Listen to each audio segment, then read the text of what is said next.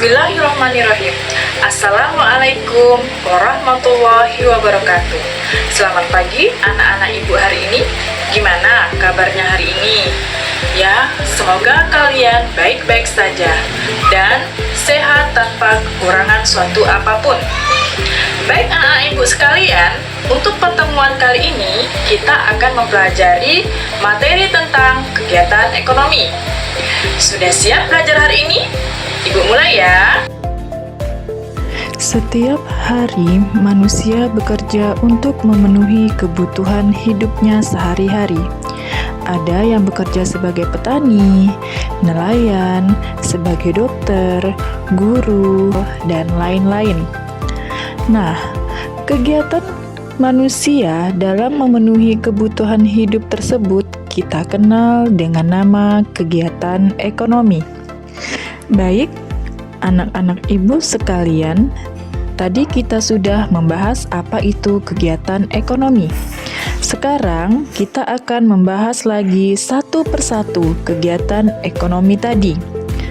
Ada kegiatan produksi, kegiatan distribusi, dan kegiatan konsumsi. Yang pertama adalah kegiatan produksi. Setiap pagi, kita bisa melihat aktivitas yang dilakukan oleh orang-orang di sekitar kita. Ibu menyiapkan sarapan, atau ibu membuat nasi goreng, membuat roti, atau membuat nasi kuning. Kegiatan yang dilakukan ibu kita setiap pagi dalam rangka menyiapkan sarapan pagi itu disebut dengan kegiatan produksi. Dan contoh pengertian kegiatan produksi yang lain yaitu pabrik tekstil yang setiap hari mampu menghasilkan kain. Produk yang dihasilkan pabrik tekstil itu sudah dapat digunakan untuk memenuhi kebutuhan. Bagi industri garmen, mengolah kain menjadi baju. Kegunaan kain akan bertambah kalau dibuat menjadi baju. Nah, dari contoh-contoh tersebut, kita dapat menyimpulkan apa yang dimaksud dengan kegiatan produksi. Produksi adalah aktivitas menciptakan atau menambah nilai dari suatu barang.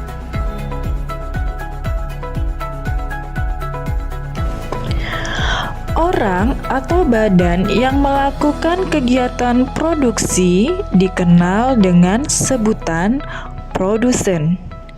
Sedangkan barang atau jasa yang diproduksi dari kegiatan produksi dikenal dengan sebutan produk. Setiap barang memiliki nilai guna atau utilitas yang berbeda-beda. Perbedaan nilai guna barang tersebut dapat dilihat dari yang pertama, nilai guna bentuk. Contoh, perubahan tersebut adalah yaitu kacang kedelai akan memiliki nilai guna yang lebih tinggi apabila diubah atau diolah menjadi tempe atau tahu. Yang selanjutnya yaitu nilai guna tempat. Misalnya,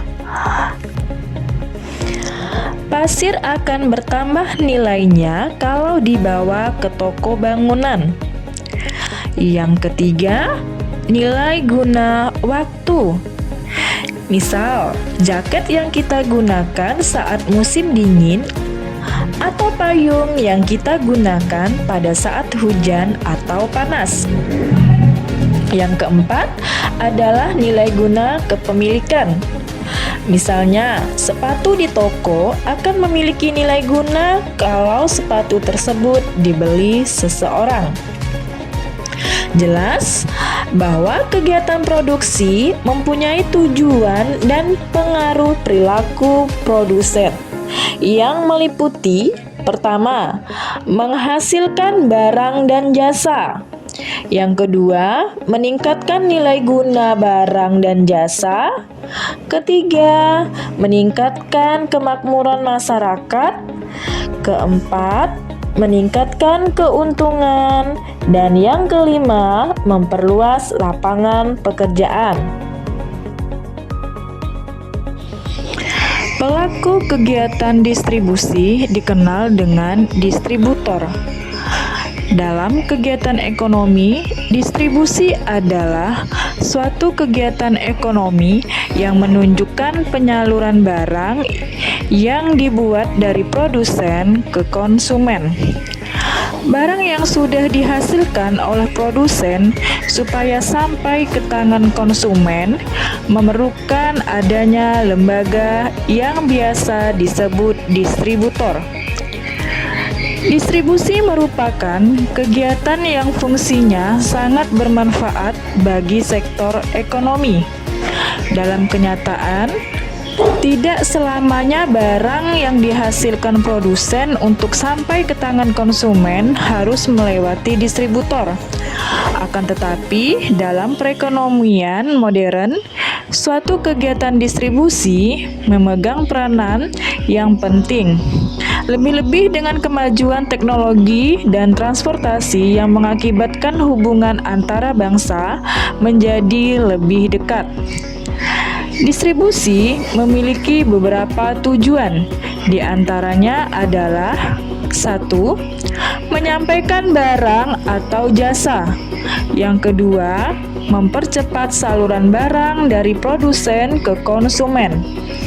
Ketiga, tercapainya pemerataan hasil produksi. Yang keempat, menjaga kontinuitas produksi. Yang kelima, meningkatkan kualitas dan kuantitas produksi. Dan yang keenam, menambah atau meningkatkan nilai guna barang dan jasa. Baik, anak-anak ibu sekalian, sekarang kita mempelajari tentang faktor-faktor produksi. Faktor produksi adalah segala sesuatu yang dibutuhkan untuk proses produksi barang dan jasa. Ada 4 faktor produksi. Yang pertama, produksi alam. Produksi alam adalah segala bentuk sumber daya yang ada di alam dan bisa digunakan oleh manusia untuk memenuhi kebutuhan hidupnya. Contohnya yaitu tanah, air, lautan, hasil laut, bahan tambang, dan lain-lain yang dapat memberikan nilai tambah dari suatu barang atau jasa. Yang kedua adalah faktor produksi tenaga kerja, yaitu faktor produksi insani yang secara langsung maupun tidak langsung menjalankan kegiatan produksi. Contohnya yaitu guru, dokter, hakim, konsultan, psikolog, dan lain sebagainya. Dan yang ketiga adalah faktor produksi modal, yaitu faktor yang mana mengacu pada semua alat dan peralatan yang digunakan dalam proses pembuatan barang lain.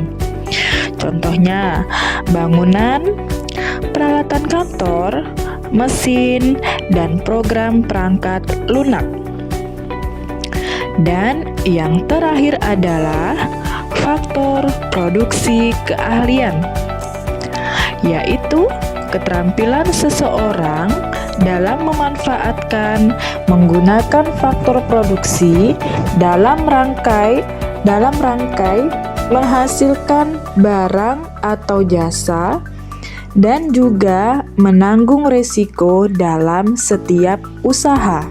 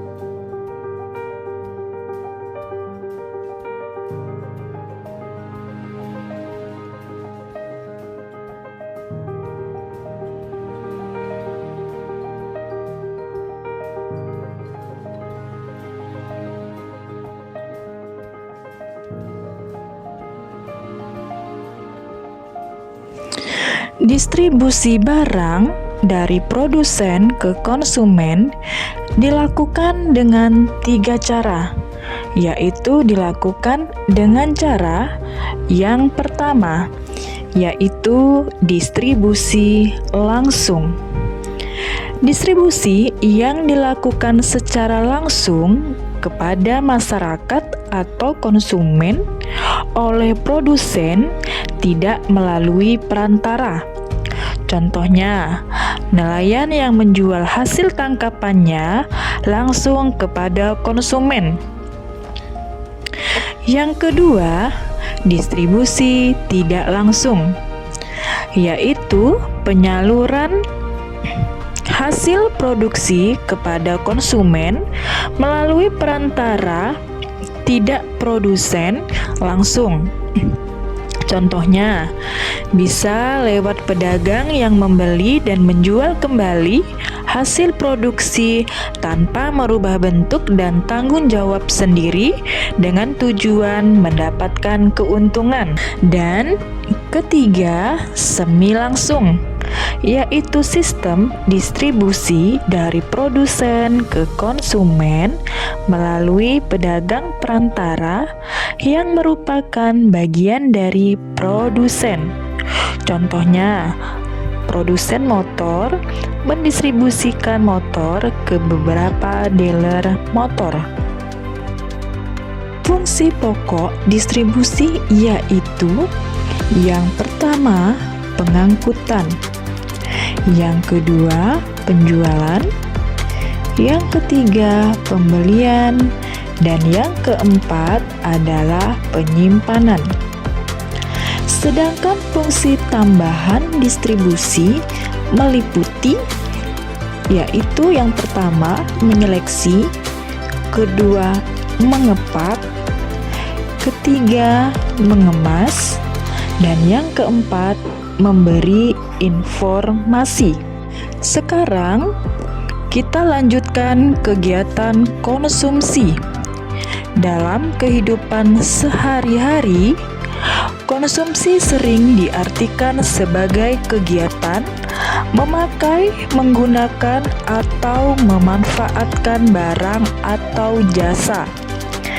Jika kegiatannya dinamakan konsumsi, maka pelakunya disebut konsumen. Pembelian produk. Sebagian besar produk yang telah dibeli konsumen biasanya langsung dikonsumsi, dan sebagian kecilnya mungkin ada yang disimpan untuk dikonsumsi di kemudian hari.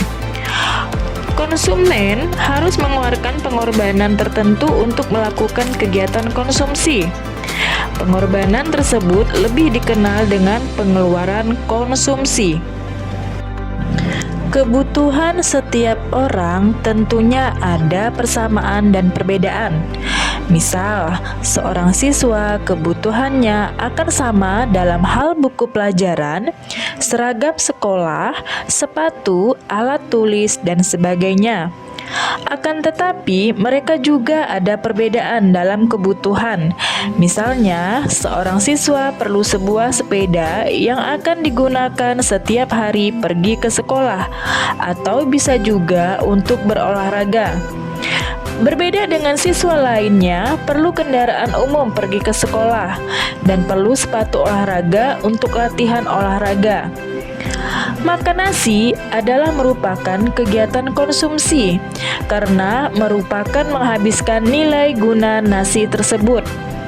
Begitu juga memakai baju yang merupakan kegiatan konsumsi karena mengurangi nilai guna baju itu. Tujuan kegiatan konsumsi yaitu yang pertama, 1. Menghabiskan atau mengurangi nilai guna suatu barang sekaligus. Barang-barang yang habis pakai atau tidak, barang-barang yang tidak dapat bertahan lama seperti makanan, minuman, sepatu, dan pakaian. Barang-barang tersebut lama-lama akan rusak basi, dan kadaluarsa, sehingga tidak memiliki nilai guna lagi. Yang kedua, tujuan kegiatan konsumsi yaitu mengurangi nilai guna suatu barang atau jasa secara bertahap. Hal-hal yang termasuk ke dalam klasifikasi mengurangi nilai guna suatu barang atau jasa secara bertahap adalah misalnya penggunaan barang yang tidak habis dalam jangka waktu singkat, yaitu seperti mobil, motor, pakaian, furniture rumah, dan sebagainya. Tujuan kegiatan konsumsi yang ketiga adalah pemenuhan kebutuhan jasmani dan rohani. Adanya tujuan utama dalam memenuhi kebutuhan fisik dan mental mereka, kebutuhan fisik seperti minum atau makanan, olahraga, dan lain-lain, sambil melakukan kegiatan spiritual seperti hiburan, membaca, ibadah, buku, dan sebagainya. Tujuan kegiatan yang keempat konsumsi tersebut yaitu memuaskan kebutuhan secara fisik, seperti seseorang membeli produk pelangsing agar tubuhnya tetap langsing dan ideal, atau mengonsumsi obat-obatan sebagai dalam sebuah kecantikan. Yang kelima, dari tujuan konsumsi yaitu mendukung aktivitas produksi. Keinginan manusia untuk mengkonsumsi produk barang dan jasa tertentu dapat mendorong terjadinya aktivitas produksi. Aktivitas konsumsi yang dilakukan oleh masyarakat digunakan pemerintah sebagai tolak ukur untuk menyesuaikan rumusan tarif upah minimum. Yang ketujuh adalah sebagai titik awal dan akhir kegiatan ekonomi. Perilaku ini, masyarakat juga menempatkan posisi penting dalam kegiatan ekonomi karena berperan sebagai titik awal sekaligus titik akhir kegiatan tersebut. Faktor-faktor yang menentukan besar kecilnya pengeluaran konsumsi dilakukan konsumen. Faktor-faktor tersebut antara lain adalah sebagai berikut, yaitu yang pertama, penghasilan. Seseorang perlu memiliki penghasilan untuk melakukan kegiatan konsumsi. Penghasilan tersebut digunakan untuk membeli barang dan jasa yang tidak bisa diproduksi sendiri. Semakin besar penghasilan seorang konsumen, maka kemampuan konsumen tersebut untuk melakukan pengeluaran konsumsi juga akan semakin besar. Yang kedua adalah selera. Keputusan seorang konsumen untuk mengkonsumsi suatu barang atau jasa sangat ditentukan oleh selera konsumen tersebut. Bila seseorang sangat menyukai suatu barang, maka ia akan dengan senang hati membeli barang tersebut. Sebaliknya, apabila ia tidak menyukainya, maka mustahil ia akan bersedia mengeluarkan sejumlah uang untuk membelinya. Yang ketiga yaitu adat istiadat. Adat istiadat adalah perilaku turun-temurun yang diyakini masyarakat harus dilakukan. Misalnya, dalam masyarakat Kalimantan, peristiwa kelahiran seorang bayi selalu disertai serangkaian upacara adat yang dilakukan sejak sang bayi masih dalam kandungan sampai beberapa bulan setelah sang bayi dilahirkan. Yang keempat yaitu mode. Istilah mode terkait dengan sesuatu yang sedang hangat terjadi dalam masyarakat. Mode sangat berpengaruh terhadap perilaku konsumen masyarakat. Pada umumnya, yang paling mudah terpengaruh mode adalah kalangan remaja. Sementara itu, untuk bisa mengikuti mode diperlukan pengeluaran komisi yang lebih besar. Yang kelima, demonstration effects. Seringkali seseorang mengkonsumsi barang atau jasa tanpa memperhitungkan apakah ia benar-benar membutuhkan barang tersebut. Ia membelinya sekedar karena khawatir dianggap kalah atau lebih rendah daripada orang lain yang juga mengkonsumsinya. Yang keenam adalah iklan. Iklan sangat berpengaruh terhadap pola konsumsi seseorang. Ada pepatah, tak kenal maka tak sayang. Seseorang akan mengkonsumsi suatu barang tertentu karena ia mengenal atau mengetahui barang tersebut. Agar konsumen mengenal barang produksinya, maka produsen akan mengiklankan produk tersebut. Yang ketujuh yaitu perakiraan harga. Di masa yang akan datang sangat mempengaruhi pengambilan keputusan untuk pengeluaran konsumsi. Bila konsumen berharap bahwa harga suatu barang akan naik di masa yang akan datang, maka ia cenderung membeli saat ini. Baiklah anak-anak ibu sekalian, demikianlah video pembelajaran kita hari ini. Semoga bermanfaat untuk kita semua. Ibu akhiri, wassalamualaikum warahmatullahi wabarakatuh.